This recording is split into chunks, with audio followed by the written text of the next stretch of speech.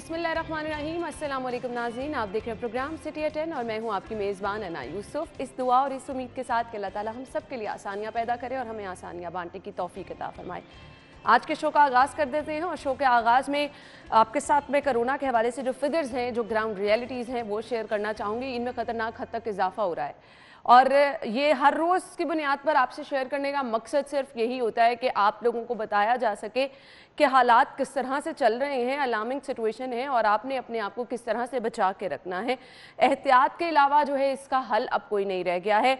अभी जो हमारे पास अपडेट्स हैं उसके मुताबिक 24 घंटों के दौरान आप जहां कहीं पर भी जाएं, कोशिश आपने ये करनी है कि आप मास्क का इस्तेमाल लाजमी करें और रश वाली जगह पर जाने से गुरेज करें, क्योंकि बारहा ये चीज़ मेंशन की जा रही है कि जो तीसरी लहर है इसमें कोरोना की शिद्दत बहुत ज़्यादा देखी जा रही है। पहले दोनों वाले जितने भी दो जो कोरोना की लहर आई थी उससे कंपैरेटिवली ये ज़्यादा शदीद है।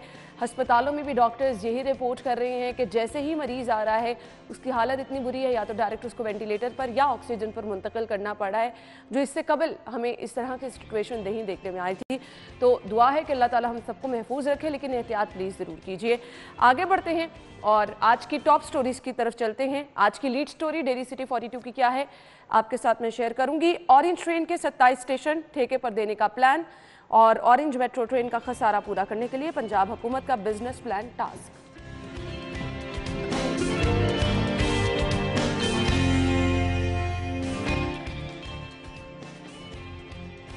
अब आपको बताएं जो 69 अरब लागत का तखमीना 9 अरब फिरोजपुर रोड पर बेड्स बनाने का अस्पताल का नक्शा तैयार। गिरा फरोशी के खिलाफ कमिश्नर लाहौर मुतहरिक, प्राइस कंट्रोल मजिस्ट्रेट की कारकर्दगी जांचने के लिए सॉफ्टवेयर तैयार। जी तो नाज़रीन, टॉप स्टोरीज आप जान चुके हैं, इन खबरों को हम डिटेल में डिस्कस करेंगे। स्टूडियो में हमारे साथ हमारे सीनियर रिपोर्टर दुरे नायाब मौजूद हैं, उन्हें खुशामदीद कहेंगे। अस्सलाम वालेकुम, क्या हाल चाल है आप? दुरे नायाब, पहली खबर की तरफ जाएंगे। अभी जो मैंने कोरोना की अपडेट पहुँचाई है नाजरीन तक, ये अब हमने ज़रूरी चीज़ एक अपने शो का हिस्सा बना लिया ताकि लोगों को कम से कम बताया जाए कि बाहर हालात क्या हैं। लोग अभी भी हमें संजीदा नज़र नहीं आ रहे हैं। आप भी बाहर जाते हैं, मुझे सिर्फ ये बता दें किस हद तक आपने लोगों को अमल दरामद करते देखा है? जितना मुझे याद पड़ता है आपने अभी तो नहीं, इस प्रोग्राम को हमेशा यहीं से आगाज़ किया और गुज़िश्ता 2 महीने में जितने प्रोग्राम्स मेरे थे बुध के रोज़ में, तो हम बात ही यहाँ से करते थे। आपने ओपनिंग भी की, लेकिन अफसोस के साथ लोगों का जो रवैया है, मैंने 23 मार्च की शाम को देखा जिस तरह से लोग सड़कों पे उमड़ आए थे और इतना रश हो गया था। पूरा दिन सुकून था लेकिन शाम के बाद अच्छा खासा रश था। तो ये रवैया अफसोसनाक है कि कोई घर में बैठने को तैयार ही नहीं है, कोई अपनी जान के खातिर भी घर में बैठने को तैयार नहीं, कोई अपनी जान को रिस्क पे डालकर सिर्फ इंजॉयमेंट करना चाहता है। और जब बाहर सब कुछ बंद है, एक ज़रूरी तौर पर कि लोगों के कारोबार मुतासिर ना हो, हुकूमत ने 2 तरह से रियायत दी है, कारोबारी अफराद को और आपके रेस्टोरेंट्स मालकान को, कि चले वक्ती तौर पे उनके कारोबार मुतासिर ना हो, लेकिन ये वो चीज़ें हैं जिसे आप अवॉइड कर सकते हैं। आप ऑनलाइन ऑर्डर दे सकते हैं, आप किसी फूड सर्विस के थ्रू आप उसको कोरियर करके घर में चीज़ मंगवा सकते हैं।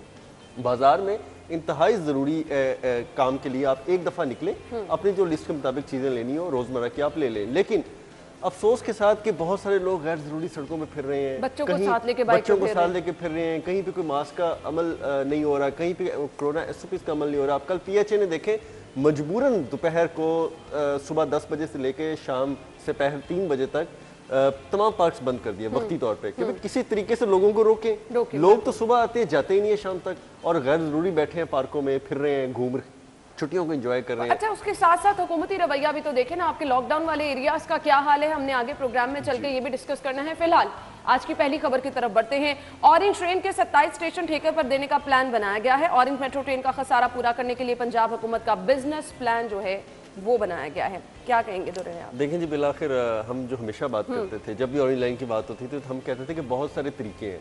लाइक कि आपका एक स्टेशन है और ऑरेंज लाइन का स्टेशन बहुत बड़ा स्टेशन है, वहाँ पे मुख्तलिफ कॉफ़ी शॉप्स बनाई जा सकती हैं, टक शॉप्स बनाई जा सकती हैं, वहाँ पे बहुत सारे आप रोज़मर्रा की ज़रूरियात की चीज़ों की छोटे छोटे से काउंटर्स बना सकते हैं। उसके बाद इतने बड़े स्टेशन हैं कि आप एडवर्टाइजमेंट अगर करना चाहें वो कर सकते हैं। अच्छा, ये प्लान का इनके दिमाग में बिल्कुल नहीं आ रहा, क्योंकि हम तो बारहा इसका जिक्र हैरान हूँ कि ये वो कॉमन सेंस की बात है कि जिस तरह आपने भी, मैंने भी मार्केटिंग पढ़ी, एडवर्टाइजमेंट पढ़ी, हमने अपनी निसाब में पढ़ी, तो ये चीज़ें बड़ी इंपॉर्टेंट है और बड़ी आम है कि हर बंदा जो है वो LCD देख ले, कोई स्ट्रीमर देख ले, कोई बुक शॉप से कोई बुक ले ले, कोई अखबार ले ले, कोई मोबाइल शॉप से जाके वहाँ पे अपना कार्ड ले ले, रिचार्ज करा ले, चार्जर जरूरत की चीजें आपको जरूरत पड़ती है जब भी आप कहीं सफर कोई इमरजेंसी कॉल, किसी का जाहिर बात है सफर है, किसी का मोबाइल गिर गया, किसी का मोबाइल खुदा न खासा चोरी हो गया, उसको पीसीओ की जरूरत भी पड़ती है। बहुत सारी ऐसी आपके पास एक्टिविटीज है जो लाजमी है। फिर किसी ने चाय पीनी है, पानी पीना है, कहीं बैठना है, कोई 10 मिनट किसी का वेट करना है, कोई दोस्त आ रहा है, कोई क्लास फेलो आ रहा है, उसके लिए कोई आप ऑरेंज लाइन में चले जाएं, ना बैठने को जगह, ना वहाँ पे कोई पानी पीने की जगह, ना कोई पानी दस्तयाब है, ना कोई चाय दस्तयाब है, ना ही किसी किस्म का ऐसा कोई सफरी सहूलत आपके पास है। तो ये वो लाजमी पहलू है जिसकी वजह से आप तकरीबन 1 अरब से 1.5 अरब के करीब जो है खसारा कम कर सकते हैं बाआसानी। 27 स्टेशन हैं, 27 स्टेशन अच्छे खासे स्टेशन हैं और इतने बड़े स्टेशन हैं, ना सिर्फ ग्राउंड में बल्कि फर्स्ट फ्लोर पे भी उसके तमाम तर स्टेशन की मौजूद है। फिर आपके जो अंडरग्राउंड स्टेशन हैं वो इतने बड़े स्टेशन हैं कि उनके अंदर तो पूरे पूरे रेस्टोरेंट्स बनने की जगह हैं, बिल्कुल, और इतने खुले हैं, वहाँ पे इतने वसी हैं और इतनी ज़्यादा आबादी उनके अंदर आती है। और लाहौर शहर समेत पूरे पाकिस्तान के सबसे बड़े वो प्लेटफॉर्म स्टेशन हैं। अच्छा, आपके अंदर वहाँ भी ऑप्शन मौजूद है। उसके अलावा ऑरेंज ट्रेन के अंदर जिस तरह बैरून ममालिक में जाएं, आप लंदन ट्रेन में सफ़र करें, आप पेरिस के अंदर यूरोप में सफ़र कर रहे हो, तो ट्रेनों के अंदर एडवर्टीजमेंट होती है, बिल्कुल ऐसे ही है। और ट्रेनों के अंदर आपको न्यूज़पेपर्स, और वहाँ तो पढ़ने का खैर बहुत रिवाज है, मिलती हैं चीज़ें। तो आप ट्रेन के अंदर केबिन्स को भी यूज़ कर सकते हैं, आप स्टेशंस को भी यूज़ कर सकते हैं, आप स्टेशंस की तरफ आने वाली राहदारियों को यूज़ कर सकते हैं। इसके लिए ज़रूरी है ना आप कुछ करना चाहें, आपके पास कोई ऐसा प्लान मौजूद है। अब वज़ीर आज़म साहब ने डंडा उठाया है तो सबको याद आ गया जी कि हाँ भाई हमें तो प्लान बनाना चाहिए था, क्योंकि हमने तो रोना रोना था ना कि डूब गए, मर गए, पिट गए और ऑरेंज लाइन खसारे में चली गई, ये तो देखें जी बड़ी नाअहली थी, ये तो बर्बाद कर दिया पिछली गवर्नमेंट ने, क्योंकि हमने रोना रोना था, बिल्कुल इसलिए हमने सोचा ही नहीं कि एक मुझे तो रहना है, आप ये बताइएगा इससे क्या खसारा पूरा हो जाएगा? देखिए खसारा पूरा नहीं होगा, ये नीयतें अगर आपकी ठीक नहीं होंगी तो खसारा कैसे? आप देखें ना कि फजूल से प्रपोजल्स आ रहे हैं, फजूल मैं सॉरी इसलिए भी कह रहा हूँ कि उनका कोई इम्पैक्ट नहीं है, गरीब को मजीद मारने का इम्पैक्ट है। कभी कहते हैं जी पेट्रोल पे चार्ज लगा दें, कभी वो कहते हैं जी जो नई गाड़ी खरीदे उसके ऊपर मास ट्रांजिट जो है वो लगा दें आप टैक्स। भाई ये तजवीज़ों से क्या, आपके पास एक अच्छी भली कमाने खाने पीने वाली आपके पास एक सर्विस पड़ी है, आप उसको यूटिलाइज करें, आप डिसीजंस लें, आप अच्छे लोग जो आपकी कबीना में मौजूद हैं या नहीं भी हैं, आप कंसल्टेंट लें, उनको कहें कि हमें इसका बिजनेस प्लान दें। बिजनेस प्लान देने के बाद आप उसके बाद उसको इम्प्लीमेंट करके देखें, आपको 1 माह 2 माह 4 माह 5-6 माह बाद आपको अच्छा खासा उसका आउटकम आना शुरू हो जाएगा। और श्योर है लोग जहाँ पे आ रहे होते हैं वहाँ पे पानी भी बिक रहा होता है, चाय भी बिक रही होती है, लोग खा पी भी रहे होते हैं, मोबाइल एसेसरीज भी यूज कर रहे होते हैं, रेंडमली बहुत सारी एडवर्टीजमेंट कर रहे होते हैं। लेकिन आपने कसम सिर्फ ना, ये पॉइंट ये जेरे गौर है कि आपने सिर्फ कसम खाई है कि हमने इसको मजीद फ्लॉप से फ्लॉप करना है ताकि हम जो सियासी मैदान है ना वो गर्म रहे, वो गर्म रहे और हम बता सकें कि ये देखें सफेद हाथी साबित हो। हम तो पहले कहते थे कि इससे नुकसान ही होगा, इससे फायदा कोई नहीं होगा, हमने उसकी बेहतरी के लिए कोई काम नहीं करना। ये बात अच्छा, मुझे ये बताइएगा, अभी तक हम देख रहे हैं कि लोगों का रुझान भी है, लोग इस पे सफर भी कर रहे हैं, आप सफरी सहूलियात जो है उसको मजीद एक्सटेंड, जैसा कि हमने ये भी सुना था कि उन रूट्स पर जो है वो दूसरी ट्रांसपोर्ट को बंद कर दिया जाएगा ताकि ज्यादा से ज्यादा लोग, इस तरह का कोई स्टेप अभी तक क्यों नहीं उठाया गया? देखिए विल नहीं है ना, आपके पास तो बहुत सारे स्टेप्स हैं। आप एक तो सफरी सहूलत में जब एक जगह पे ऑरेंज लाइन या मेट्रो बस चल रही है तो फिर वहां पे वैगनों का, बसों का चलने का क्या जवाब है? उनको पूरे शहर में जहां ट्रांसपोर्ट की कमी है वहां पे फैलाएं, आप उनको बंद ना करें, आप उनको अदर रूट्स पे डाइवर्ट कर दें, ठीक है? फिर आप जहां जहां पे मेट्रो बस या ऑरेंज लाइन तक लोग आना चाहते हैं उनको फीडर बसेस के तौर पे इस्तेमाल कर लें कि लोग मॉडल टाउन से आना चाहें तो वो मेट्रो बस के स्टेशन तक आ जाएं, मेट्रो ऑरेंज ट्रेन के स्टेशन तक आ जाएं, कोई आपके बागबानपुरा से, शालीमार से, कोई उस तरफ से भी आना चाहे तो वो आ जाए। अच्छा, कोई बंदा कैंट से, डिफेंस से, उन साइडों से आना चाहे तो वो उसको रूट अवेलेबल हो, कोई बंदा सब्जाजार से, इलामा इकबाल टाउन से, जौहर टाउन से, रायविंड रोड से, अल्टरनेट रूट्स की साइड से आना चाहे तो उसको भी एक अल्टरनेट रूट मुयस्सर हो और वो आए, आके उतरे, आराम से बस से उतर के ऑरेंज ट्रेन पे बैठे या मेट्रो बस पे बैठे, जहां मर्जी चला जाए। ये एक्चुअली बेसिक कॉन्सेप्ट था 1 टिकट और 1 लिंक का, कि आपके पास एक ही टिकट होगी, वही लाहौर शहर के लोकल ट्रांसपोर्ट पे यूज होगी, वही मेट्रो बस पे यूज होगी, वही ऑरेंज ट्रेन पे यूज होगी। लेकिन पूरे जो कॉन्सेप्ट का बेड़ा गर्क कर दिया और इस टाइम आपके हालात ये हैं कि आगा छोड़ पीछे वाला हिसाब है कि जनाब कुछ समझ नहीं आ रहा है इनको कि करना। चले, ये तो वक्त ही बताएगा, ये जो प्लान तैयार किया गया इस पर किस हद तक अमल दरामद होता है और खसारा जो है उसका रोया जा रहा है। ये 6 माह से 1 साल लग जाना। बिल्कुल ऐसा ही है, देखते हैं उस दौरान क्या है, इस पर कितना खसारा कहाँ तक पहुंच जाता है और ये कभी हल भी हो पाएगा मामला या नहीं। फिलहाल ब्रेक पे जाना है, वापस आएंगे तो बात करेंगे फिरोजपुर रोड पर अस्पताल बनाने की तैयारियां की जा रही हैं। 1000 बेड्स का ये अस्पताल बनाया जाएगा। 124 केनाल पर 16 मंजिला इमारत बनाई जाएगी। अस्पताल में 400 जनरल बेड, 400 कार्डियोलॉजी और 200 ब्लड इन्फेक्शन डिजीजेस के लिए मख्तस किए जाएंगे। अच्छा इकदाम उठाया जा रहा है, लेकिन इस पर अमल कब होगा, कब इस पर बाकायदा वर्किंग शुरू होगी, इस पर हम बात करते हैं। ब्रेक के बाद वापस आएंगे, हमारे साथ रहिए।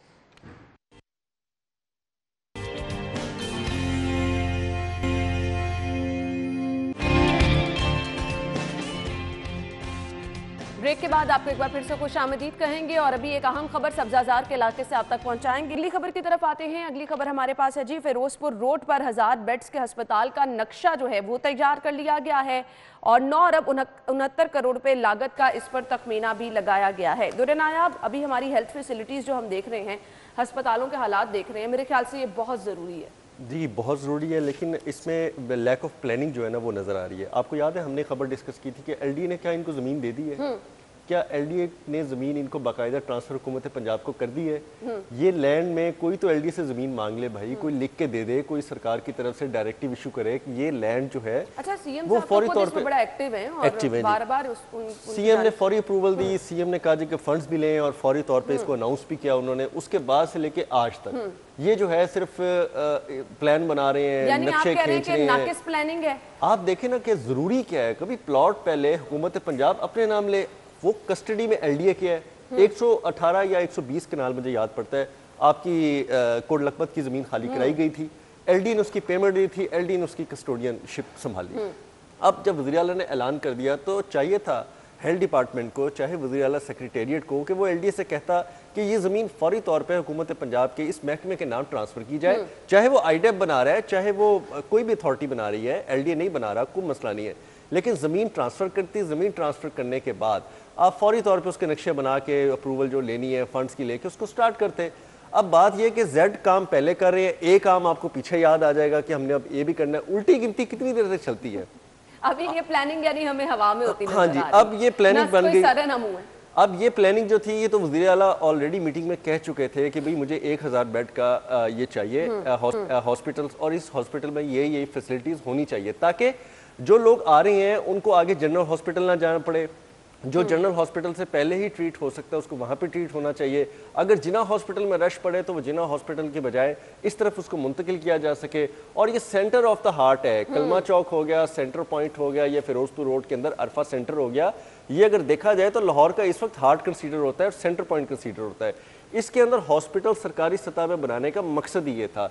लेकिन सिर्फ आईडेप से या कोई भी महकमे से ये पूछे कि जनाब जिसका आप डिज़ाइन नक्शा तैयार कर रहे हैं वो ज़मीन का कब्जा आपके पास है कि नहीं है, बड़ी मुश्किल से तो वहाँ पे लाहौर वेस्ट मैनेजमेंट कंपनी ने अपनी जो साइट बनाई थी वो खाली कराई है। अली रामे ने कहा है कि जी पंजाब आईडेप अथॉरिटी ने नक्शे की तफसीलात हुकूमत को पेश कर दी। जी बिल्कुल। मेरे आप जब घर का नक्शा बनाते हैं तो क्या प्लॉट आप एक हवा में देते हैं कि जी मैं एज्यूम कर रही हूँ या कर रहा हूँ कि मेरा प्लॉट जो है ना वो जौहर टाउन में या डिफेंस में होगा, और वो प्लॉट जो है ना वो एज्यूम कर रहा हूँ कि जी मैं वो प्लॉट ब्लॉक एस में होगा और उसका नंबर ये होगा, ठीक है जी, आप उसका नक्शा बना दें।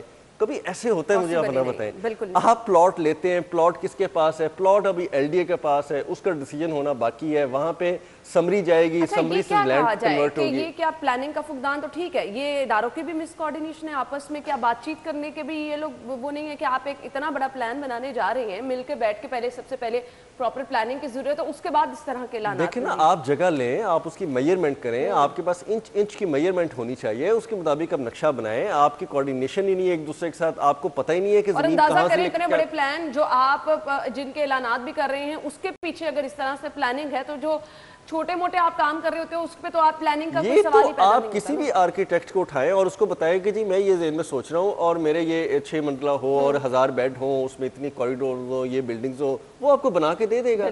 लेकिन प्रॉब्लम तो ये है ना कि अगर आईडेप इंफ्रास्ट्रक्चर डेवलपमेंट अथॉरिटीज प्रोजेक्ट को लेकर चल रही है तो क्या वो जमीन उन्होंने पहले अपने कब्जे में की, फिर उस जमीन को जो कब्जे में उन्होंने ली क्या उसका उन्होंने मेजरमेंट पूरी करके इंच टू इंच उस नक्शे को किया कि बाद में फिर कभी उसको आपको दोबारा अमेंड करना पड़ेगा, जो प्लान में बार बार रिवीजन आती है वो दोबारा करनी पड़ेगी। ये चीज़ ज़रूरी है। बहुत अच्छी बात है, आपने नक्शा बना लिया, जो सीएम सब सोच रहे थे आपने उसको कैनवस पे उतार लिया, आपने उसका एक खाका बना लिया, लेकिन अब आगे चलने की ज़रूरत है ना। ये चीज़ तो वो 3 महीने से सोच रहे हैं। और आगे चलने की ज़रूरत जो है वो बहुत ज़्यादा तेज़ी से है, क्योंकि जो इस खबर के मुताबिक चीज़ें बताई गई हैं, अस्पताल में 400 general bed, 400 cardiology, 200 blood infection disease के लिए मुख्तस किए जाएंगे। अभी अगर सिर्फ हम PIC की तरफ ही एक नज़र डाल लें, इस कदर वहां पर पेशेंट्स का जो है वो रश होता है कि आपको खुदा न खास्ता आप जर्नल में देख लें, जर्नल में देख मैं तो फिर ये बात करूंगा, मैं कोई इसमें बरमला बात ना और किसी की यहाँ पे खुशामद वाली बात नहीं है। अगर आपने ये हॉस्पिटल बनाना है तो आपको जब कमिश्नर साहब लगाएं, आपने कैप्टन उस्मान साहब, आप उनको ये प्रोजेक्ट दे दें और फिर देखिए कि कोऑर्डिनेशन कैसे होती है और प्रोजेक्ट कैसे चलता है। अगर आपने इसी तरह नए ऑफिसर्स पे रिलाय करना है, ऐसे ऑफिसर्स पे रिलाय करना है कि जिन्होंने कभी बहुत बड़ी बड़ी हैवी बिल्डिंग्स नहीं बनाई और जिन्होंने लेट उसको प्रोजेक्ट्स को डाला है, अगर उस पर चल रहा है तो ये हल नहीं होना। सरकार को मतलब है अपनी स्कीम की कंप्लीशन से, स्कीम कंप्लीट होगी वक्त पे, लोगों को फायदा होगा, उनकी जजय होगी, उसके बाद आपके जो रिसोर्सेज है, आपका जो पैसा है वो बचेगा। आपकी स्कीम मुकम्मल ना हो, लोगों को डिलीवर ना हो, फायदा हो ना, लाख की चीज़ 2 लाख में चली जाए, लागत आपके ऊपर पहुंच जाए, क्वेश्चनेबल अकाउंटेबिलिटी एबल आप हो जाएं, हर जगह जवाब दें, तो ये फ़ायदा मंद सूट आपको करेगा कि ये करेगा कि आप किसी कंपिटेंट अफसर को, जिस तरह आप कमिश्नर लॉ डिवीजन आपके पास आ चुके हैं, आप कमिश्नर को ये टास्क दें कि भाई क्या माजी में कमिश्नर रिंग रोड बनवाते रहे, ग्रेटर इकबाल पार्क बनवाते रहे, ब्यूटिफिकेशन ऑफ लाहौर के उन्होंने काम उठाए, उसके बाद कमिश्नर ऑरेंज लाइन तक की कंप्लीशन में मुलविस रहे, कमिश्नर्स जो है वो मेट्रो बस तक की उसके इंफ्रास्ट्रक्चर के अंदर जो है अपने इनपुट देते रहे। तो मेरा तो ख्याल है कि ब्लेसिंग ऑफ ये है कि आपके पास एक ऐसा एक्टिव कमिश्नर आ चुका है कि आप उसको दें, अथॉरिटीज पे ना रहें। अगर अथॉरिटीज पे रहते ना तो अना ये LDA के पास जमीन थी इतने साल से और LDA ने इसके इतने प्लान्स बनाए हैं कि हम दे दे के थक गए। कभी कहते थे जी IT टावर बनेगा, कभी कहते थे अरफा टीम का रेप्लिका बनेगा, कभी वो कहते थे कि कुछ बनेगा, और आज तक कुछ नहीं बन सका। जमीन पे हालत ये होगी कि कचरा कुंडी बन गई और LWMC ने जमीन खाली देखते हुए वहां पे डंपिंग स्टार्ट कर दी। इस वक्त वहां पे अब कूड़ा उठवाया जा चुका है, लेकिन वहां खड़े नहीं हो सकते, जमीन की हालत ऐसी बिल्कुल ऐसी है। इस खबर को मुझे वाइंड अप करना है और इस खबर को वाइंड अप इस तरह करेंगे, बिलाशुबा ये अच्छा इकदाम उठाया जा रहा है, लेकिन अगर इसी तरह से मिस जो है वो प्लानिंग जो है हमें अच्छी होती नजर ना आई, मैनेजमेंट जो है अच्छी होती नजर ना आई, तो ये चीजें फिर साल हर साल फिलहाल इस हुकूमत के टेन्योर में तो मुझे नहीं लगता दुरे नायाब ये मुकम्मल होता नजर आएगा अगर इसी तरह मिस मैनेजमेंट की भेंट चढ़ा रहा। अलबत्ता हमारी हेल्थ फैसिलिटीज को बहुत ज्यादा आगे बढ़ने की जरूरत है। कोरोना में ये पोल तो खुलकर सामने आ गया है कि हम कहां पर स्टैंड करते हैं। अगली खबर की तरफ बढ़ेंगे और अगली खबर हमारे पास होगी जी, प्राइस कंट्रोल मजिस्ट्रेट की कारकर्दगी जांचने के लिए सॉफ्टवेयर बनेगा। वो जो दुरे नायाब बार बार जिक्र कर रहे हैं कि कमिश्नर साहब अगर मैदान में उतरे तो बहुत सारी चीजें ठीक हो सकती हैं, तो मेरे ख्याल से ये सबसे पहला स्टेप उठाया गया है और बहुत ज्यादा जरूरी है।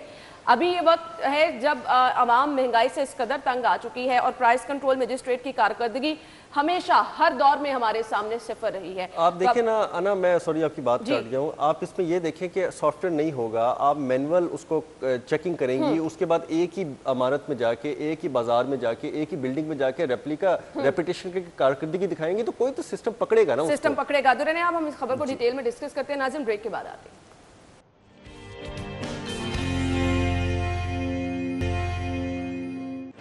जी तो नाज़रीन, ब्रेक के बाद आपको एक बार फिर से हम खुश आमदीद कहेंगे। अगली खबर हमारे पास है जी, कमिश्नर साहब जिन्होंने अपना चार्ज रिसेंटली संभाला है और खासी हमें एक्टिव नजर आ रहे हैं। कैप्टन उस्मान का हम जिक्र कर रहे हैं। ब्रेक से जाने से पहले हमने ये चीज़ जिक्र भी की कि उन्होंने जिस ओहदे पे रहे हैं बाखूबी अपनी जिम्मेदारियां उन्होंने संभाली हैं। अब शहर लाहौर में मेरे ख्याल से बहुत सारी तब्दीलियां हमें नजर आएंगी। प्राइस कंट्रोल मजिस्ट्रेट जो हमें कभी एक्टिव नजर नहीं आए हैं, उनको एक्टिव करने के लिए प्लान तैयार कर लिया गया है। क्या कहते हैं दुरे ने आप? जी बिल्कुल, मेरा ये ख्याल है कि लाहौर शहर में जिस तरह कमिश्नर साहब आए और पहले दिन मैंने उनका इंटरव्यू किया तो मैंने खास तौर पर उनसे एक ही सवाल किया कि गवर्नेंस कैसी है लाहौर शहर में। वो इदारे जो सरकार के पाबंद हैं, सरकार से तनख्वाह लेते हैं, लेकिन जिनके टैक्सों से तनख्वाह लेते हैं उनकी वो दाद रसी करने को तैयार नहीं है। आप हॉस्पिटल्स में चले जाएँ, आप LD में चले जाएं, आप पानी के महकमे वासा में चले जाएं, आप किसी भी महकमे में चले जाएं, आपकी कोई दाद रसी नहीं करेगा। लोग वहाँ पे ज़लील ख्वार होंगे, लोग वहाँ पे अपनी दरखास्तें लेके फिरते रहेंगे, अफसरान जो है वो टांग पे टांग रख के दरवाजे बंद करके बैठे रहेंगे और कोई इनको सुनने वाला नहीं है। तो उन्होंने एक चीज़ एश्योरिटी दी थी कि जी आज के बाद गवर्नेंस का इशू नहीं आएगा, और गवर्नेंस पे जो पकड़ा गया तो कमिश्नर लाहौर का इख्तियार है कि कमिश्नर जो चूंकि अब ओवरऑल तमाम इदारों का एक इंतजामी फादर कह लें, फादर ऑफ सिटी कह लें, तो उस लिहाज से उसकी एक जिम्मेदारी होगी और कहते हैं कि गवर्नेंस पे अब सबको काम करना होगा। जो गवर्नेंस पे पकड़ा गया वो तो जाएगा। दूसरी बात उनकी इंपॉर्टेंट ये थी कि जो महकमे परफॉर्म नहीं कर रहे, वो इसलिए नहीं कर रहे कि जब ऊपर बैठा बंदा परफॉर्मेंस ना ले रहा हो तो फिर किसी नीचे बंदे बैठे को क्या कहे। तो परफॉर्मेंस पे उन्होंने क्वेश्चन किया, क्योंकि क्लियर जब बंदा खुद क्लियर होता है ना तो फिर परफॉर्म करने की उसमें नजर आ रहा था कि यार इसमें करंट है और ये परफॉर्म करेगा। और तीसरी बात उन्होंने सफाई पे उन्होंने कहा ये कोई तरीका नहीं है कि लाहौरी जो है वो इंतजार करते रहे कि जी आपके मामला ठीक हो रहे हैं नहीं हो रहे, आपको सरकार पैसे दे रही है नहीं दे रही, आपको नया ठेका कर रही है नहीं कर रही, आपके 6000 कंटेनर मार्केट में मौजूद है नहीं है, मशीनरी टूटी है, 50% आपकी खड़ी है, मशीनरी काम नहीं कर रही। कहते इससे गर्ज नहीं है, बात यह कि सफाई हो रही है या नहीं हो रही, दरमियाना रास्ता कोई नहीं है। तो मुझे ये लगा कि फैसला साजी जो है वो करना अब आसान होगा जब ऊपर ऐसा बंदा बैठा हो। तो मीनवाइल उम्मीद है कि ये चीज़ें चलेंगी आगे और एक कम्बिनेशन फिर वही बनता जा रहा है। आपको याद होगा कि नूरुल मिंगल साहब उन्होंने बड़ा परफॉर्म किया, कैप्टन उस्मान साहब उन्होंने परफॉर्म किया, अब वो सेक्रेटरी लोकल गवर्नमेंट हैं, कमिश्नर लाहौर हैं। तो ये परफॉर्मर फिर मैं बात करूंगा, ये वही परफॉर्मर हैं जिन्होंने लाहौर शहर की खिदमत की है, बजाय इसके कि कौन सी हुकूमत में किया है ये इस बहस को छोड़ें, लेकिन उन्होंने लाहौर की खिदमत की है, लाहौरियों को जानते हैं। बिल्कुल, और लाहौरियों को पता है कि किसने किस दौर में क्या कौन कितना काम कर सकता है। बिल्कुल ऐसा ही है। अच्छा दोरेना, आप ये कहिएगा, हम प्राइस कंट्रोल मजिस्ट्रेट की अगर बात करें तो माफिया का हम जिक्र करते हैं कि ये सब चीजें जो हैं माफिया के हिस्से पे हम डाल देते हैं और कंट्रोल से बाहर हो जाती हैं। हर दौर में हमने ये देखा, वो चाहे तजावुजात का मसला है, वो चाहे शहर में गिरा फरोशी का मसला है, हर हुकूमत हर टेन्योर में हम देखते हैं कि हर कोई इस मामले पर घुटने टेक देता है। मेरे ख्याल से ये बहुत बड़ा टास्क है कमिश्नर साहब के लिए। अन्ना देखें, पॉलिटिकल सिस्टम आया, आपको याद होगा कि पिछली बार जब ऑपरेशन करना स्टार्ट किया तो हाल रोड से लेकर माल रोड के अंदर पॉलिटिकल लोग इन्वॉल्व थे और पॉलिटिकल इतना प्रेशर आया कि वो ऑपरेशन को या तो रोकना पड़ा या उनको बहुत स्मूथली टर्न डाउन करना पड़ा। अब सवाल ये पैदा होता है कि होता क्या था कि प्राइस कंट्रोल मजिस्ट्रेट गाड़ी में बैठा होता था, उसका रीडर जाता था अपनी डायरी लेके और जाके कहता था कि जी रेट से तुझे बहुत ज्यादा लाया, आंखों में खुद देखते रहे, हम आंखों से देखते रहे, और वो पर्ची काटता था, नहीं काटता था तो कोई नजराना लेके चुप करके वापस आ जाता था और साहब अंदर ही बैठे रहते थे। या बाज़ औक़ात में ये चीजें भी नोटिस में है कि साहब मार्केट में जाते ही नहीं थे, वो अपने रीडर को या अपने किसी गनमैन को या अपने किसी ड्राइवर को एक चालान बुक देके भेज देते थे, वो 8-10 पर्चियां काटता था और 10-20-25 लोगों से वैसे ही वो अपना मिठाई तकसीम लेकर उनसे वापस आ जाता था। ये भी दूसरी बड़ी शिकायत थी। तीसरी बड़ी शिकायत क्या थी कि एक ही मार्केट में बार बार जाके 2-4 दुकानों को टारगेट करके तस्वीरें खींच के सील करके जुर्माना दे के पैसे लेके आप आ जाते थे ऐसे ही। और इस पे क्रॉस चेक नहीं होता था। अब सॉफ्टवेयर की जो बात की जा रही है उसमें इंपॉर्टेंट ये है कि एक तो डुप्लीकेशन नहीं हो सकेगी, प्राइस कंट्रोल मजिस्ट्रेट्स की जो लोकेशन मॉनिटरिंग हो सकेंगी, प्राइस कंट्रोल मजिस्ट्रेट्स जो डाटा फिल करेंगे वो उसके अंदर सनद रह जाएगा, वो कोई आम बंदा नहीं कर सकेगा।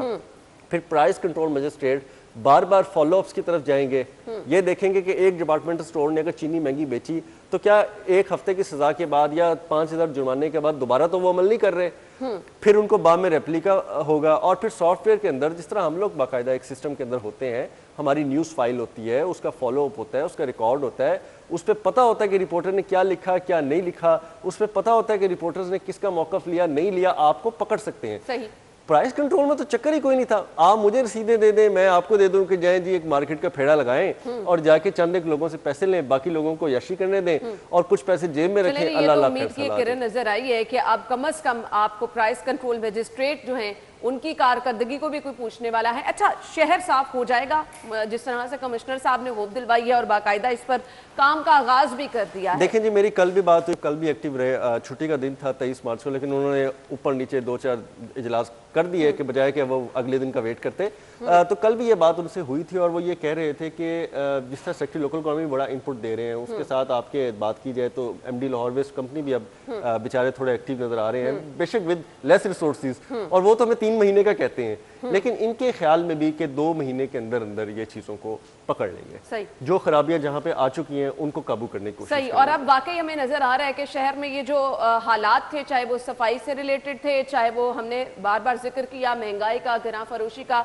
तो उम्मीद की ये किरण नजर आई है। इंशाल्लाह हालात बेहतर होते भी हमें नजर आएंगे, क्योंकि हमने कैप्टन उस्मान को हमेशा खासा मुतहरिक देखा है। तो ये शहर का बहुत बड़ा मसला था। अब आगे चल के देखते हैं कि कितनी देर में ये मसला हल हो जाएगा। ब्रेक के बाद जब वापस आएंगे तो हम डिस्कस करेंगे किस तरह से मुआशरती बुराइयां जो हैं वो बढ़ती चली जा रही हैं, जिनमें अदम बर्दाश्त और दुश्मनी के वाकयात 82 रोज में 30 खवातीन समेत 87 लाहौरिये कत्ल हो गए, जो बिलाशुबा एक बड़ा फिगर है और इंतहाई खौफनाक भी है।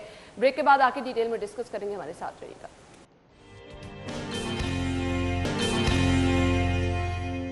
इस वक्त तकरीब में इजहार ख्याल कर रहे हैं। हम गुफ्तगू का सिलसिला आगे बढ़ाएंगे और अपनी अगली खबर की तरफ जाएंगे, जो कि इंतहाई अफसोसनाक भी है और परेशान कुन भी है जी।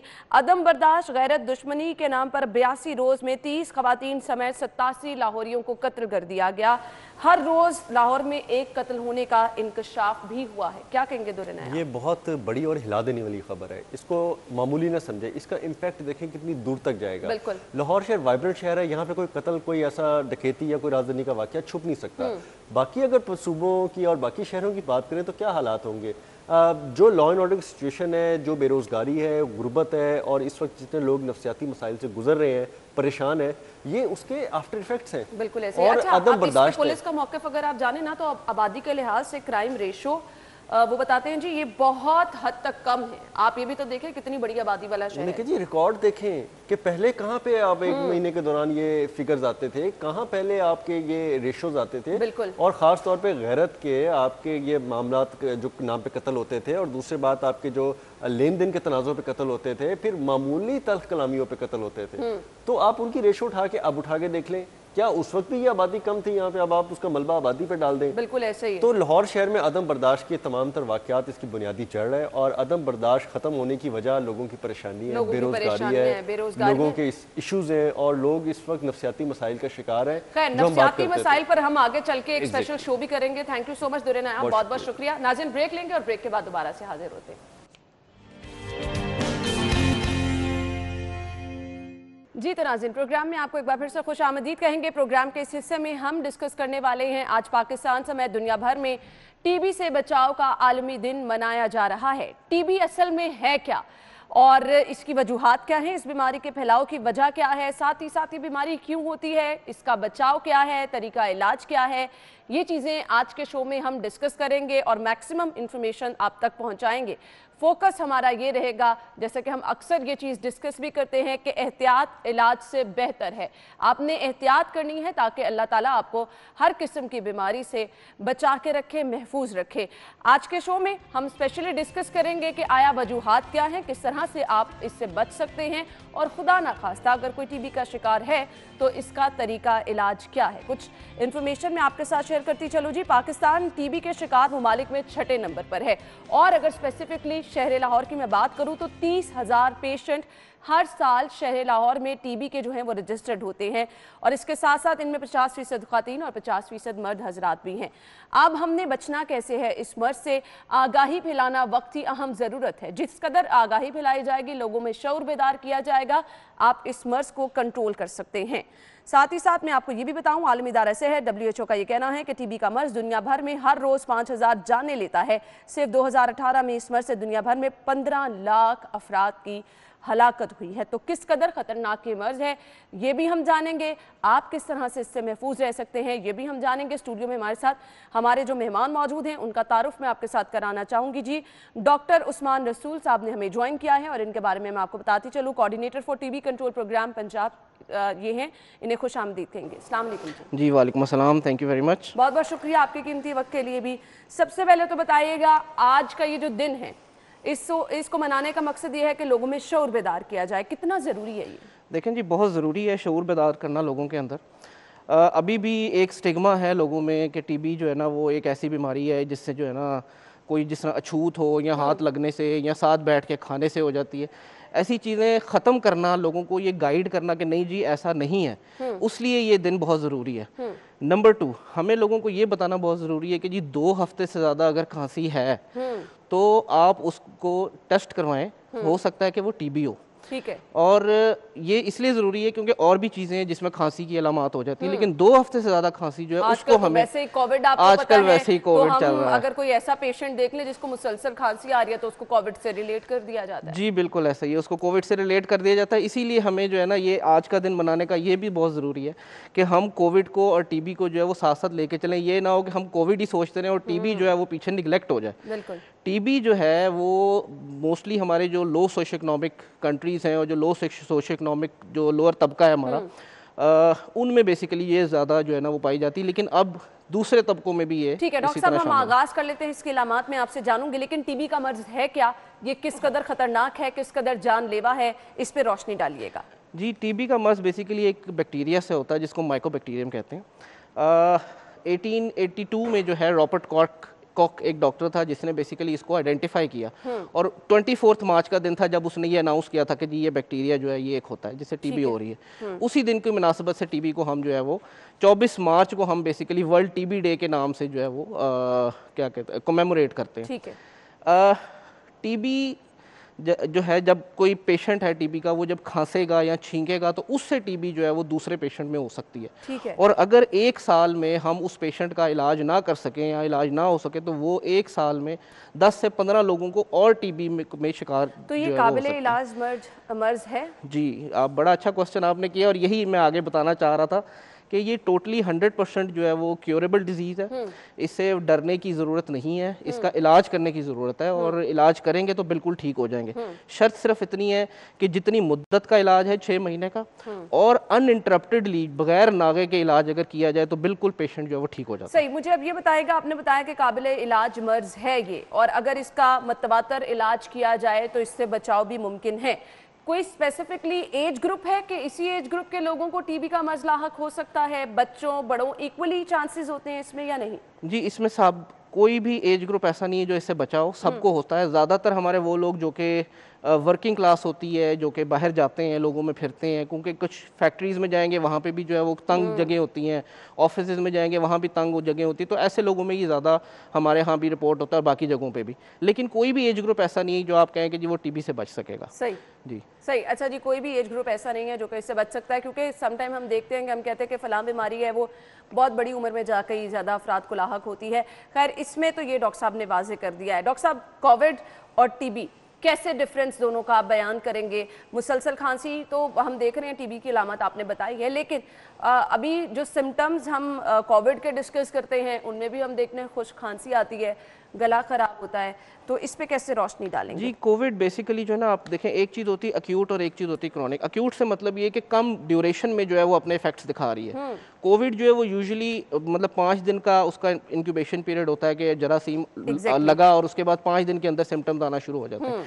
टीबी जो है टेक्स टाइम, और इसीलिए हम 2 हफ्ते की आपसे बात कर रहे हैं, जो बार बार हम ये बता रहे हैं कि 2 हफ्ते से ज़्यादा खांसी जो पेशेंट को मुतवातर आ रही है, और एंटीबायोटिक्स भी उसने ले ली, उसने कफ सिरप्स भी ले लिए, सारा कुछ ले लिया, लेकिन वो ठीक नहीं हो रही। इसके अलावा इसके जो सिम्टम्स है उसमें फीवर है जो लो ग्रेड होता है, हाँ, मतलब 100 डिग्री से कम का जो फीवर है वो इसके अंदर होता है। और वेट लॉस हो जाता है, लोगों को भूख नहीं लगती, वो खाते नहीं है, तो उनका वजन जो है वो कम होना शुरू हो जाता है। इसके अलावा जो है वो हल्का रात के टाइम ठंडे पसीने जो है वो इसमें आते हैं, तो वो जो इनके सिम्टम्स है वो थोड़े से डिफर करते हैं। यस, कफ वाला एलिमेंट है। अगेन इसी चीज को स्ट्रेस करूंगा कि कोविड का सोचते सोचते हमने टीबी को निगलेक्ट नहीं बिल्कुल करना। ऐसा है। खुदा ना खास्ता अगर किसी को टीबी है और साथ उसको कोविड भी हो जाता है, किस हद तक खतरनाक है? जी बिल्कुल खतरनाक है। देखें, कोई जो टीबी का पेशेंट है उसमें वो ऑलरेडी उसके लंग्स जो है वो कॉम्प्रोमाइज्ड होते हैं कुछ हद तक, तो अगर कोविड उसको साथ हो जाए तो वो ऑब्वियसली उसको और ज़्यादा जो है वो सीरियस डिजीज़ में जाएगा। इसलिए जो है हमें ये लोगों को आगाही देना बहुत ज़रूरी है। हम भी बल्कि यही कोशिश करते रहे, हमारी बल्कि एक सक्सेस स्टोरी है जो मैं आपको ये बताऊंगा कि जी ड्यूरिंग जो कोविड लॉकडाउन हुआ, हमने जाहिर है लोग घरों से निकल नहीं रहे थे, तो हमने इंश्योर किया टीबी प्रोग्राम ने कि उन सारे लोगों को उनके घरों तक दवाई जो है वो हम दें, ताकि वो ना बाहर आएँ, ना ही उनको कोविड होने का चांस जो है वो ज़्यादा हो। चलिए जी, ये तो बहुत अच्छी चीज़ है, पॉजिटिव चीज़ है कि इस कदर जो है वो ख्याल मरीजों का रखा जाता है। डॉक्टर साहब, ये कहिएगा, अलामात जिनका आपने जिक्र भी कर दिया, मैं चाहूँगी एक बार फिर से स्पेसिफिकली आप रिपीट कर दें कि अगर एक नॉर्मल शख्स जो है उसको महसूस हो रहा है कि उसको मुसलसल खांसी के साथ साथ ये अलामात हैं, तो फिर उसको क्या स्टेप उठाना चाहिए? फौरी तौर पर डॉक्टर से रब्ता करना है? कौन कौन से टेस्ट है जो कि रिकमेंड किए जाते हैं? जी थैंक यू। इसमें देखें, सबसे पहले तो अलामात में आपको दोबारा गिनवा देता हूँ। सबसे ज़रूरी चीज़ जो मेरे ख्याल से जो टेक होम मैसेज भी सबका यही होना चाहिए, cough for more than 2 weeks. ठीक है। इसके अलावा वज़न में कमी होना, हल्का बुखार होना, ठंडे पसीने आना, ये सारी चीज़ें जो हैं वो टीबी की अलामात होती हैं। नंबर 2, पंजाब में, पूरे पंजाब भर में जितने सरकारी हॉस्पिटल्स हैं, tertiary care hospital, district headquarter hospital, tehsil headquarter hospital, और इवन जो देही मरकज़ सेहत हैं, वहाँ तक भी हमारी रसाई है, और वहाँ पे हमारे जो टीबी का डायग्नोसिस, उसकी तशखीस और उसका जो इलाज है वो सारा कुछ फ्री ऑफ कॉस्ट अवेलेबल है। लिहाजा किसी को भी ये अलामात होती हैं तो वो नियरेस्ट अपना जो भी घर के करीब मरकज़ सेहत है वहाँ पे जाए, सब कुछ फ्री, उनका फ्री ऑफ कॉस्ट होगा, कोई पेशेंट का पैसा जो है वो खर्च नहीं होगा उसके ऊपर। सही, तो ये इतनी ज़बरदस्त चीज़ें हैं जिसको आप जैसे फ़ायदा भी उठा सकते हैं, लेकिन ज़रूरी सिर्फ ये है कि आपने मोहतात रहना है। अगर ये इलामात हैं तो आपको फ़ौरी तौर पर करीबी हस्पताल या करीबी मरकज़ी सेहत जाना है और तशख़ीस की तरफ आगे बढ़ना है। डॉक्टर साहब, तरीका इलाज इसका क्या है? जी, तरीका इलाज बहुत सिंपल है, कोई थोड़ा लंबा होता है लेकिन है बहुत सिंपल। उस वेट के हिसाब से पेशेंट को मेडिसिन दी जाती है। किसी को 2 गोलियां मिलती हैं, किसी को 3 टैबलेट्स मिलती हैं, जो कि उसने जो है ना वो दिन में 1 दफ़ा खानी होती हैं। इलाज 6 महीने का है, 6 महीने मुतवातर बिला नागा उसने इलाज अपना करना होता है और अल्टीमेटली जो है ना वो पेशेंट ठीक हो जाता है। सही। अच्छा, आपने कहा कि अगर टीबी का मरीज़ जो है वो अगर खांसता है या छींकता है तो दूसरे लोगों में भी कन्वर्ट हो सकती है, तो क्या टीबी के मरीज़ को आइसोलेट हो जाना चाहिए, बर्तन वगैरह का इस्तेमाल, खाने पीने का बिल्कुल अलहदा कर लेना चाहिए? देखें, बात यही है, उसका जिस तरह कोविड की भी हम बात करते हैं ना, एक इन्फेक्टिविटी पीरियड होता है। टीबी का भी इन्फेक्टिविटी पीरियड है कि पेशेंट ने जब इलाज शुरू कर दिया है तो 2 हफ्ते के बाद उसकी इन्फेक्शन फैलाने का जो रेट है वो बहुत कम हो जाता है। तो इसलिए 2 हफ्ते तो डेफिनेटली उसको जो है वो थोड़ा सा, मतलब उसमें भी ये नहीं कि आइसोलेट हो जाना चाहिए, वो अपने कमरे में हो और खुला वेंटिलेटेड रूम होना चाहिए, खिड़कियां खुली हो, हवादार एरिया हो, ताकि वो जो है ना निकल जाए बाहर। दिन का ज़्यादातर टाइम जो है वो बाहर अगर बैठे, थोड़ी सी धूप भी ले, तो वो विटामिन डी जो है वो कैल्शियम एब्जॉर्प्शन जो है वो उससे बेहतर होगी। पेशेंट की जो है ना जो उसकी कंडीशन है वो थोड़ी उससे और बेहतर हो सकती है। सही। इसके अलावा जो है ये नहीं है कि जी दोबारा मैं इसको करूँगा कि जी उसके साथ बैठ के खा नहीं सकते, थोड़ी परहेज़ के साथ वेल वेंटिलेटेड एरिया में जो है वो सारी एक्टिविटीज़ उसके साथ हो सकती हैं। सिर्फ जिस तरह अभी हम आजकल ये मास्क जो है वो पेशेंट भी पहन ले, खाने के दौरान सिर्फ ये है कि वो सिर्फ उतार सकता है, लेकिन बाकी तो कोई इशू नहीं। ठीक है, बिल्कुल। अब हमने बात करनी है जी टीबी कंट्रोल प्रोग्राम जो है, पंजाब टीबी कंट्रोल प्रोग्राम, इसका क्या किरदार है, ये किस तरह से टीबी के मरीजों को फायदा पहुंचा रहा है। सेकेंडली, ब्रेक से जब वापस आएंगे तो डिस्कस करेंगे वो लोग जो कि हाई ब्लड प्रेशर का शिकार रहते हैं, वो लोग जो कि डायबिटीज़ का शिकार रहते हैं, अगर खुदा ना खास्ता उनको टीबी का मर्ज भी लाहक हो जाता है तो फिर वो दूसरे मरीजों से किस तरह से मुख्तलिफ हैं और उनको कितनी एहतियात करनी चाहिए। ब्रेक के बाद वापस आएंगे, हमारे साथ रहिएगा। ब्रेक के बाद आपको एक बार फिर से खुश आमदीद कहेंगे और गुफ्तगू का सिलसिला आगे बढ़ाएंगे। जी, पंजाब टीबी कंट्रोल प्रोग्राम क्या है ये हम जानेंगे और कितने मरीज जो हैं वो इसके प्लेटफॉर्म पर हैं, इससे फ़ायदा उठा रहे हैं, और अगर कोई मरीज़ जो है वो रब्ता करना चाह रहे हैं तो इसका तरीक़ेकार क्या है। जी डॉक्टर साहब बताइएगा। जी, जैसे मैंने आपको पहले बताया कि इस वक्त जितने भी हमारे हेल्थ फैसिलिटीज़ हैं वहाँ पे टीबी की जो सहूलियात हैं वो फराहम है। 650 ऐसे सेंटर्स हैं जो हर हॉस्पिटल्स में जो है वो बने हुए हैं जहाँ पे टीबी का इलाज हो रहा है। फ्री उनकी जो है वो तशख़ीस होती है, फ्री उनका इलाज, उनको ट्रीटमेंट जो है वो दी जाती है, कोई पेशेंट ने मार्केट से मेडिसिन नहीं लेनी होती। इसके अलावा हमने जो है कुछ प्राइवेट हॉस्पिटल्स को, कुछ NGO बेस्ड हॉस्पिटल्स को भी जो है ये सहूलत फराहम की है टीबी प्रोग्राम ने। इसके अलावा जो है हमारे इस वक्त 2 हमारी सबसे बड़ी लेबॉर्ट्रीज़ हैं, एक लाहौर में और एक मुल्तान में, जो प्रोविंशियल रेफरेंस लैब है जहाँ पे हमारे कल्चर के टेस्ट होते हैं और सेंसिटिविटी की टेस्टिंग होती है। और इसी तरह हमारी 5 और लेबॉर्ट्रीज़ हैं, बहावलपुर, फैसलाबाद, सरगोदा, सियालकोट और जो है ये मुल्तान में, और लाहौर में ही एक और लैब है जहाँ पे ये फैसिलिटीज़ जो है वो हमने फ्री ऑफ कॉस्ट प्रोवाइड की हुई हैं। ठीक है। 12 सेंटर्स हमारे पूरे पंजाब में ऐसे हैं जहाँ पे ड्रग रेजिस्टेंट टीबी का जो है वो इलाज होता है। ड्रग रेजिस्टेंट टीबी का बेसिकली एक स्पेशलाइज्ड सेंटर उसके लिए चाहिए होता है, जहाँ पे एक पूरी टीम होती है उस पेशेंट को मैनेज करने के लिए। इस वक्त पिछले साल जो मतलब 2020 में हमने जो है वो 1,53,970 मरीज़ रजिस्टर किए और उनको जो है free of cost medicine provide की गई। इसमें से 10,000 से ऊपर जो है वो बच्चे भी हैं, पीडियाट्रिक पेशेंट्स भी हैं, और तकरीबन जो है 1100 के करीब हमारे 1063 जो है वो हमारे ड्रग रेजिस्टेंट टीबी के पेशेंट्स हैं जिनको हमने रजिस्टर किया, और again free of cost medicine जो है वो। ड्रग रेजिस्टेंट टीबी का आपको ये आइडिया होना चाहिए कि उसकी जो मेडिसिन है वो पाकिस्तान में फ्रीली अवेलेबल भी नहीं होती, वो सारी जो है वो बाहर से आती है और उसका एक काफ़ी ज़्यादा खर्चा होता है, वो 5-6 लाख का खर्चा उस एक पेशेंट पे हो रहा होता है। तो लेकिन पेशेंट के लिए ये सब कुछ फ्री है, it is all being borne by the government.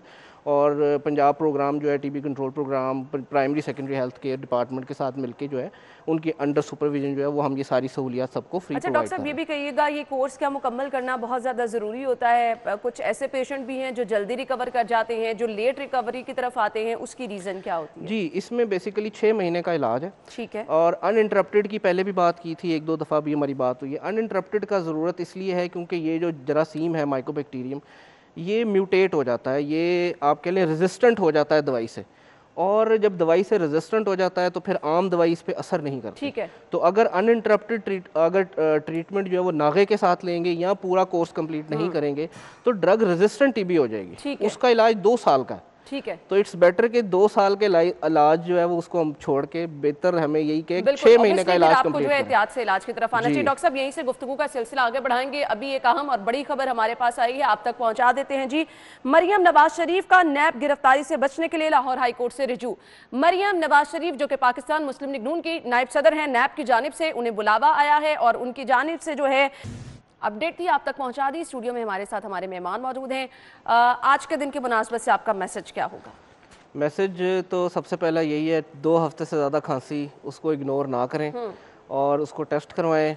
मुफ्त तशखीस है, मुफ्त इलाज है और हम सब लोगों को साथ लेके चलें, बजाय सोलोज़ में हम लोग जो है ना साइलोज़ में काम ना करें। और जिस तरह आप लोग हैं, आप लोग मीडिया वाले हैं, मीडिया वाले अपना रोल जो है वो इसी तरह अवेयरनेस के लिए जो है वो करते रहें, और इसी तरह जो बाकी सेक्टर्स हैं उनको भी इन्वॉल्व होना चाहिए टीबी की अवेयरनेस के लिए और लोगों को फैसिलिटेट करने के लिए और उनको इनेबल करने के लिए कि वो खुद भी अपना इलाज करवाएं और दूसरों को भी गाइड करें। और बिल्कुल ऐसा ही है, क्योंकि ये लाइलाज मर्ज नहीं है, लेकिन अगर आप इसका कॉन्टीन्यूसली इलाज करेंगे, टीबी कंट्रोल प्रोग्राम ज्वाइन कर लेंगे और फिर जो अद्वियात हैं उनका बगैर किसी गैप के इस्तेमाल करेंगे तो इंशाल्लाह आप सेहतियाब भी हो सकते हैं। डॉक्टर उस्मान, बहुत बहुत शुक्रिया आपके वक्त के लिए। नाज़रीन, हमें चलना है ब्रेक की तरफ, ब्रेक के बाद आपको ज्वाइन करते हैं। स्टूडियोज में आपको एक बार फिर से खुश आमदीद कहेंगे और प्रोग्राम के इस हिस्से में हम शामिल कर लेते हैं सेगमेंट जिसमें सबसे पहले जान लेते हैं आज मौसम कैसा रहेगा। हमारे साथ हैं जी सादिया खान। सादिया, बताइए शहर का मौसम इस वक्त कैसा है और क्या प्रेडिक्शन की जा रही है, सारा दिन मौसम कैसा रहेगा? जी हाँ, लाहौर समेत पंजाब के मुख्तलिफ इलाकों में अगर मौसम की सूरत हाल की बात करते हैं तो मंगल के रोज़ होने वाली बारिश से लाहौर के मौसम पर खासकर बहुत ज़्यादा अच्छे असरात मरतब हुए हैं। लाहौर का पारा काफ़ी हद तक कम होता हुआ महसूस हो रहा है। आज अगर लाहौर के मौसम की बात करेंगे तो आज लाहौर का मतला साफ रहेगा। 16 किलोमीटर फी घंटा के हिसाब से हवा चल रही है। उसके साथ साथ महकमा मौसमियात की जानिब से कहा यह जा रहा है कि मार्च का अख्ताम जो है वो अच्छे मौसम के साथ होगा।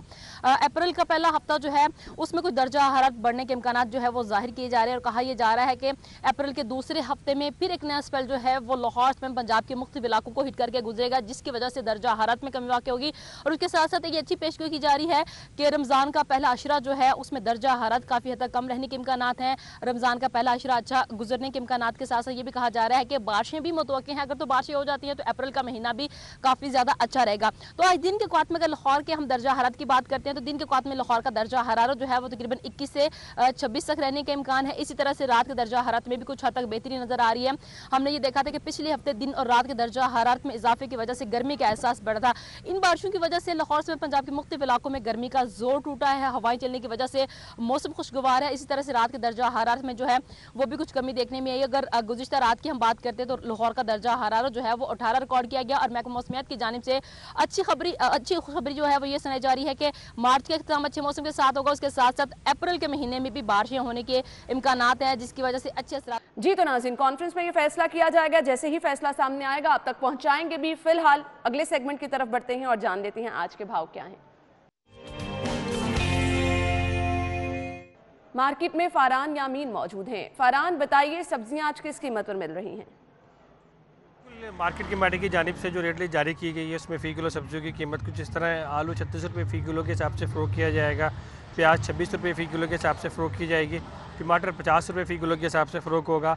लहसुन देसी 80 रुपये फ़ी किलो के हिसाब से फ़रोख्त किया जाएगा। लहसुन चाइना 150 रुपये फ़ी किलो के हिसाब से फ़रोख्त होगा। अदरक थाईलैंड 270 रुपये, अदरक चाइना 275 रुपये फ़ी किलो के हिसाब से फ़रोख्त होगा। खीरा फार्मी 30 रुपये, करेले 97 रुपये, पालक 18 रुपये फ़ी किलो के हिसाब से फ़रोख्त होगा। मेथी 32 रुपये, बैंगन 30 रुपये, बंद गोभी 25 रुपये, फूल गोभी 26 रुपये फ़ी किलो के हिसाब से फ़रोख्त की जाएगी।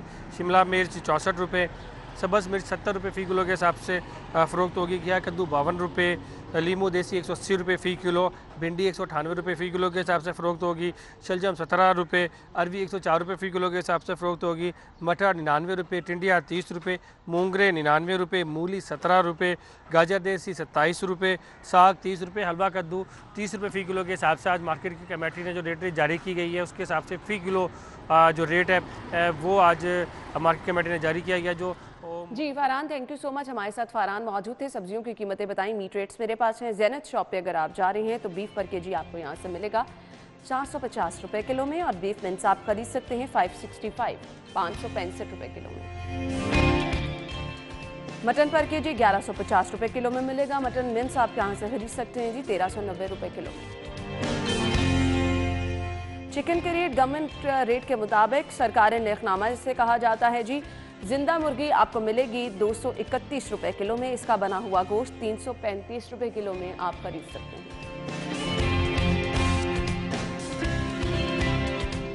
जी तो इसके बाद एग रेट्स क्या हैं वो भी मैं आपके साथ शेयर करती चली हूँ जी। सबसे पहले हमारे पास होगी रिटेल प्राइस। अगर मार्केट में आप जा रहे हैं तो रिटेल प्राइस के मुताबिक 166 रुपये दर्जन में आप अंडों की खरीदारी कर सकते हैं। नेक्स्ट आ जाएं जी होलसेल से अगर आप खरीदारी करने के लिए जाएंगे 2 रुपये की बचत कर सकते हैं। 164 रुपये दर्जन में आप अंडों की खरीदारी कर सकेंगे। इसके बाद जी गोरमे के रेट हमारे पास हैं। गोरमे पे अगर आप जा रहे हैं तो यहाँ से 165 रुपये दर्जन में आप अंडों की खरीदारी कर सकते हैं। जी तो नाज़रीन, ये थे हमारे पास रेट्स जो कि हमने आपके साथ शेयर कर दिए हैं। आगे बढ़ते हैं और एक ब्रेक की तरफ चलते हैं। ज्वाइन करते हैं आपको ब्रेक के बाद। स्टूडियो में आपको एक बार फिर से खुश आमदीद कहेंगे और प्रोग्राम के इस हिस्से में हम कुछ बात करने वाले हैं। शहर में चूंकि कोरोना के केसेस बढ़ते चले जा रहे हैं तो इस पर जो इनिशिएटिव लिया गया, जो स्टेप्स उठाए गए, वो ये किया गया कि जिन इलाकों में कोविड के पेशेंट ज़्यादा हैं वहाँ पर स्मार्ट लॉकडाउन किया गया है। तो इस स्मार्ट लॉकडाउन की असल हकीकत क्या है, किस हद तक स्मार्ट लॉकडाउन पर अमल दरामद किया जा रहा है, ये हम जानते हैं। राव दिलशाद हुसैन की जानिब रुख करेंगे। वो इस वक्त वहाँ मौजूद हैं जिन इलाकों में लॉकडाउन किया गया है। राव दिलशाद, बताइएगा लॉकडाउन पर किस हद तक अमल दरामद हो रहा है, इस लॉकडाउन की असल हकीकत क्या है? 30 मार्च तक पाबंदियां हैं जो वो लगाएंगी, चूँकि कोविड-19 के केसेस में बतदरीज इजाफा हो रहा था। पहले 16 इलाकों को बंद किया गया, फिर 13 इलाकों में माइक्रो स्मार्ट लॉकडाउन का नफाज अमल लाया गया। इस हवाले से लेकिन आपको ये बताएं कि ऐलान ज़रूर किया जाता है, नोटिफिकेशन ज़रूर निकलता है, लेकिन अमल दरामद के हवाले से जो पेशरफ्त है वो नहीं हो पाती। ना तो रिस्ट्रिक्ट किया जाता है एज़ पर नोटिफिकेशन किसी इलाके को, ना बैरियर्स लगाए जाते हैं, ना ही कहीं पुलिस एहलकार नज़र आते हैं, बल्कि शहरियों की जो नकलो हरकत है वो भी मामूल के मुताबिक रहती है। लेकिन दूसरी जानिब दावे ये किए जाते हैं कि माइक्रो स्मार्ट लॉकडाउन पॉलिसी के तहत इस इलाके को बंद किया गया, लेकिन हकीकत बिल्कुल इसके बरअक्स है। आपको बताते हैं कि सिर्फ जो मास्क की पाबंदी है वो ही नहीं कराई जा सकी। यहाँ पर इस मार्केट में भी और इसके बाद हमने देखा कि बहुत सारे ऐसे जो लोग हैं जो बगैर मास्क के यहाँ घूमते भी नज़र आते हैं। फ़िलहाल शादमान की इस मार्केट में मौजूद हैं, बात करते हैं बुज़ुर्ग शहरियों से, लेकिन बात शायद नहीं करना चाह रहे। आप बताएंगे कि मास्क क्यों ज़ेब तन नहीं करते, आप क्यों नहीं पहनते मास्क, क्या वजह है? यार मास्क में मुझे घुटन होता है। घुटन होता है कि यहाँ पर आपने किस लिए लगाया हुआ है? ताकि जब कोई आए पुलिस तो इसको चेहरे पे क्यों नहीं लगाते? घुटन होती है ना। आपको नहीं पता कि ये बड़ा ज़रूरी है लगाना? यार हमें कोरोना पे यकीन है ही नहीं। अच्छा। हाँ, हम तो कहते कोरोना है ही नहीं। अच्छा, ये भी लोग जुड़े ड्रामे कर रहे हैं बस। ठीक है, तो फिर मास्क क्यों यहाँ पे, ये भी फिर उतार दें? पुलिस तंग करती है। आप बटन को वायरस से बचा रहे हैं अपने? नहीं, पुलिस तंग करती है इसलिए बस। अच्छा, पुलिस का डर है लेकिन बीमारी का डर नहीं है? बीमारी का डर नहीं है। अच्छा, देखिए ये स्टेट ऑफ माइंड है कि बीमारी से, वबा से नहीं लोग डर रहे, पुलिस के डर से, इंतज़ामिया के डर से मास्क को सामने रखा है या पॉकेट में रखा है, चेहरे पर नहीं लगा रखा। आपको ये बताएं कि यही सूरत हाल जो है वो शहर की दीगर मार्केट्स में भी देखने में मिलती है, लेकिन अमल दरामद के हवाले से जो दावे हैं, जो बातें की जाती हैं, उस पर हम नहीं देखते। एक और शहरी हैं, इनसे भी पूछते हैं। इन्होंने भी मास्क जो है वो हाथ में तो पकड़ा हुआ है लेकिन चेहरे पर नहीं लगाया। इसको चेहरे पर क्यों नहीं लगाते? परेशानी इतनी लगाने की। क्या परेशानी है? अस्पताल में गए। ठीक है, परेशानी क्या है? परेशानी की होनी अद्धियाँ दवाइयाँ बाहर होती अद्धियाँ अंदरों ले आई थी। ठीक है, नहीं लेकिन इसका मास्क से क्या ताल्लुक है, मास्क क्यों नहीं लगाते? लगाइए कि जी, तो ये लोगों के गैर संजीदा रवैये हैं, तो किस तरह से आप कोरोना को कंट्रोल कर सकते हैं, लॉकडाउन किस कदर गैर संजीदा है, ये भी आपको दिखा दिया। तो अब यहाँ पर सवाल ये पैदा होता है कि ये स्टेप्स उठाने का मकसद क्या है जब इनका फायदा कोई नहीं पहुंच रहा। नाज़रीन, इसी के साथ ही प्रोग्राम का वक्त पहुंचे अपने इख्तिताम को। अपना ख्याल रखिएगा, इजाजत दीजिए, अल्लाह हाफिज।